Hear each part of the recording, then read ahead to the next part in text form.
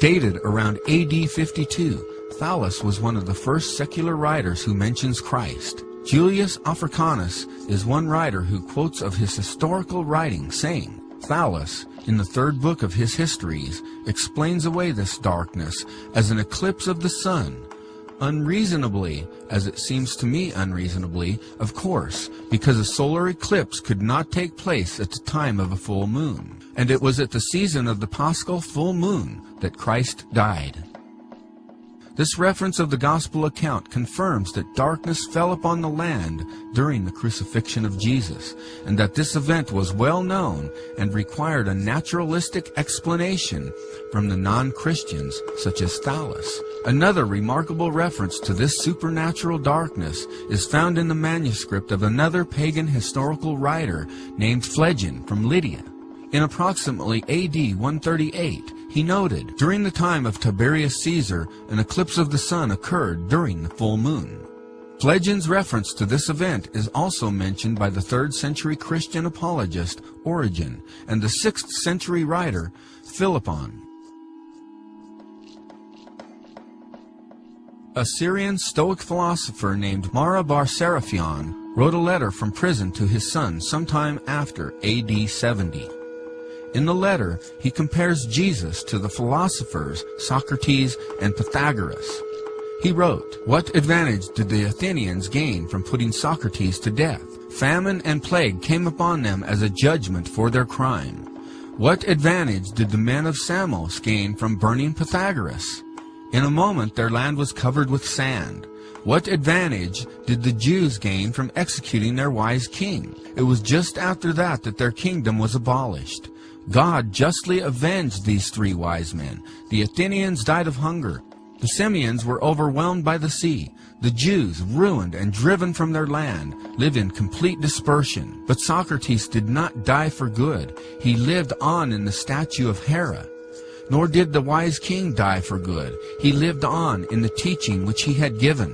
This letter refers to the gospel statement that was placed above the cross of Jesus. The writer also mentioned that the Jews suffered judgments of God after executing their king, which most likely is a reference to the destruction of Jerusalem and the temple by Rome in AD 70.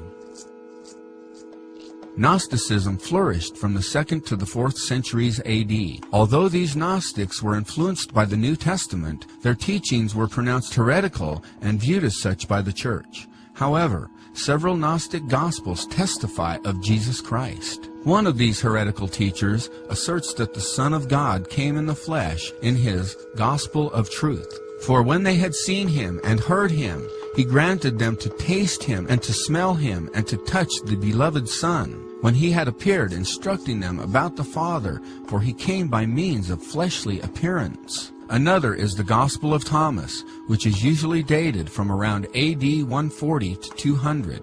In this Gnostic Gospel, Jesus said, "It is I who am the light which is above them all. It is I who am from the all.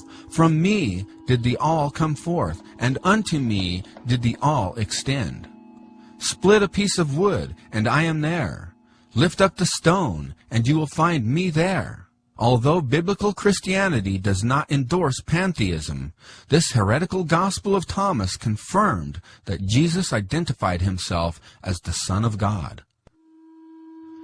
When the King James Bible was published in 1611, the oldest Old Testament manuscript used by the King James translators was dated approximately AD 1100. Obviously, that old manuscript was a copy of a copy of a copy. Nevertheless, in 1947, the discovery of the Dead Sea Scrolls in the Qumran caves near the Dead Sea yielded over 1,000 priceless manuscripts dating before AD 68. Every complete book of the Old Testament was discovered except for the book of Esther. These manuscripts were virtually identical to the AD 1100 translation that was used for the King James Bible. For example, the scroll of the prophet Isaiah has been carbon dated to a range of between 335 BC and AD 107 and was virtually identical to the King James translations, aside from a tiny number of spelling translations. Along with these Old Testament manuscripts were scrolls that contained references to the New Testament and Jesus of Nazareth. One scroll discovered in Cave 4 refers to the Messiah as the Son of God and the Son of the Most High. Dated much later than the Old Testament scrolls, the New Testament fragments were dated between AD 50 to AD 100. This is consistent with the time of the writings of the Gospels. Aside from the Dead Sea Scrolls, there are also a number of Jewish references to the ministry of Jesus of Nazareth as well. Josephus, the Jewish historian, is known for historical works such as Jewish Antiquities, finished in AD 93 or 94. One passage reads, "Now there was about this time Jesus, a wise man, if it be lawful to call him a man, for he was a doer of wonderful works, a teacher of such men as received the truth with pleasure.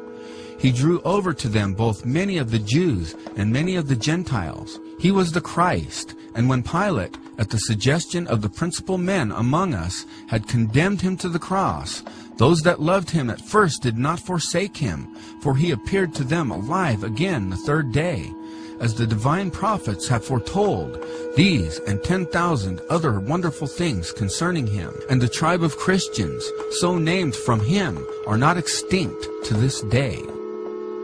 This passage has raised heated debate among scholars because Josephus, a non-Christian Jew, makes statements about Jesus that an Orthodox Jew would not normally affirm. While some Christian additions may have been obviously foreign to the Testimonium, it still contains a great deal of historical truth that Josephus could have easily documented. In fact, the vast majority of scholars do not dismiss the account as a forgery, but believe that Josephus did mention Jesus in this passage, but later insertions were made by a Christian scribe. Hence, the statements about Jesus that a non-Christian like Josephus wouldn't have made. But the style of Josephus is authentic. The term wise man is typical for Josephus's writings. The accusation that this text is a forgery is an exaggeration. Origen even quoted Flavius Josephus in AD 245. He said, "Flavius Josephus, who wrote the Antiquities of the Jews in 20 books, when wishing to exhibit the cause why the people suffered so great misfortunes that even the temple was razed to the ground, said that these things happened to them in accordance with the wrath of God, in consequence of the things which they had dared to do against James, the brother of Jesus, who is called Christ. And the wonderful thing is that though he did not accept Jesus as Christ, he gave testimony that the righteousness of James was so great. And he says that the people thought that they had suffered these things because of James." The Babylonian Talmud asserts that Jesus, or Yeshu, was indeed a rabbi with followers. It says, Yeshu had 5 disciples, Mattai, Nekai, Netzer, Buni, and Toda. While Mattai may be a reference to Matthew's, the names of the others identified could be any of hundreds of disciples that followed Jesus. We also read in the Talmud of the crucifixion of Jesus, or Yeshu. It has been taught, on the eve of Passover they hanged Yeshu, but not having found anything in his favor, they hanged him on the eve of Passover. Another version of this text says, Yeshu the Nazarene, making the link to Jesus much stronger. The word hanged is another way of referring to the crucifixion. The reference that the crucifixion occurred on the eve of Passover agrees with the account in John 19:14. Obviously, Jesus was a real person. But who is Jesus? Was Jesus a liar, a lunatic, or was Jesus Lord? This question may be answered by his resurrection.